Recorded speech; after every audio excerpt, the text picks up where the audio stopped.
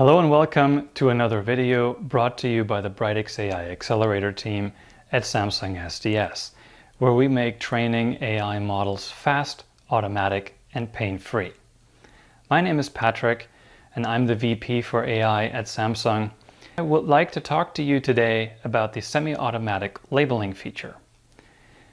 Let's say that you want to produce a machine learning algorithm that classifies images into the category of cats and dogs. How we would usually accomplish that is we would take a lot of images of cats and dogs and manually classify them into each. This is an image of a cat, this is an image of a dog, and we would go through thousands of images manually like that. That's the process of labeling.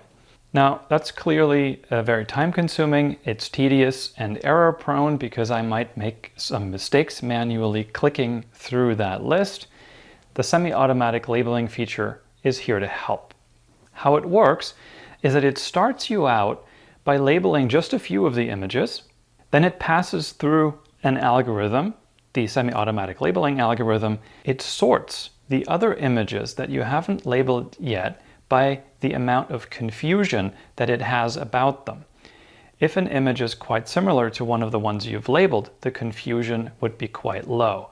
If an image is very different from the images you've labeled, the algorithm would be expected to be quite confused about it.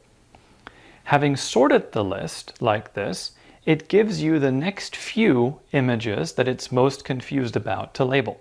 Okay, you do this again. This is a cat, this is a dog, and so on. Pass it through the algorithm a second time, again, you arrive with a few images that it's quite confused about for you to manually label. You might need to go through that process 3 or 4 times before the amount of confusion left in the rest of the images is quite low, and at that point you would have finished your manual labeling.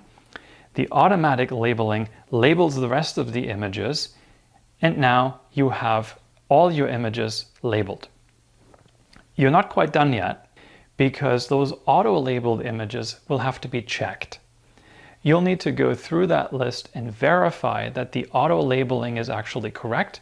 Generally, we find that you need to label about 15% of your data set manually before the semi-automatic labeling has low confusion on the other 85%. So you get to reduce the manual labeling from 100% of your data set down to 15% of your data set, plus the fact that you're going to have to check the automatic labeling of the other 85%. Nonetheless, it's a significant reduction of the manual effort. Now, why don't we see how this works in a real-life example? This is the Brightix AI interface that we will want to use to create our new job, which will be of the type classification, as we want to classify images into categories, and we give that new job a title. Next, we select where the images lie, and we choose the sampling ratio, which is the number of images we intend to label. Next, we need to add the labels that we're going to consider. Now, this application is going to be a classification of semiconductor manufacturing defects, and so we are going to introduce several of the chemical elements that are present in semiconductor wafers. Having created those labels, there's our new job. Initially, this data set here has 1,800 images in it, all of which are unlabeled. 180, that's 10%, have been candidated. That means they are on the list for manual classification. We open up that list, and here are the images. Now we can select them, enter them into a nicer manual classification phase. We see the images in front of us, and on the right-hand side, we see the different categories that we have available. And you can see that either by using the mouse or by using the numerical keyboard, you can select images and quickly assign them to the different categories. In this way, you see directly which images you've classified and in what classes they are, and you just keep going until you've classified a large number of them. We've manually classified now 104 images.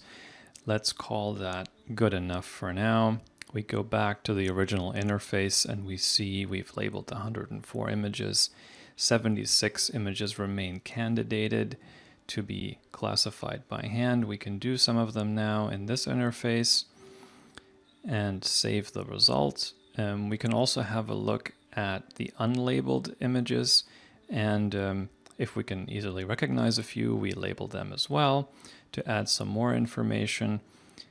Save that, and in total we now remain with 109 labeled images, and we start running the semi-automatic labeling job, which will learn from the information of the 109 labeled images how to sort the other images in order of information gain so that we can be assisted to label some others in the future.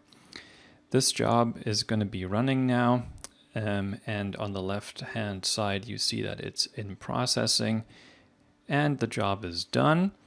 We see that the average confidence is 76%. We can review the auto-labeled images down below and check whether they are correctly labeled or not. And depending on whether you agree with the auto-labeling, you can of course change the label of each image manually, adding to the information that is in the system, and then running that algorithm again. Let's say we're done, then we can download the result and obtain a list of images and their classifications. We click OK and we receive a comma-separated value file back. The table of results displays all the images, the classes they've been assigned to, as well as the statistical confidence with which that assignment's been made. At this point, I want to point out that beyond the classification problem that we've been solving so far, the application supports the detection problem as well, which is where we don't assign the entire image to a certain class, but we assign parts of an image to that class and ask where in that image is it. Thank you very much for watching another video brought to you by the Brightex AI Accelerator team at Samsung SDS, where we make training machine learning models fast, automatic, and pain-free. Please be sure to like our video at the button down below, subscribe to our channel, and see you soon.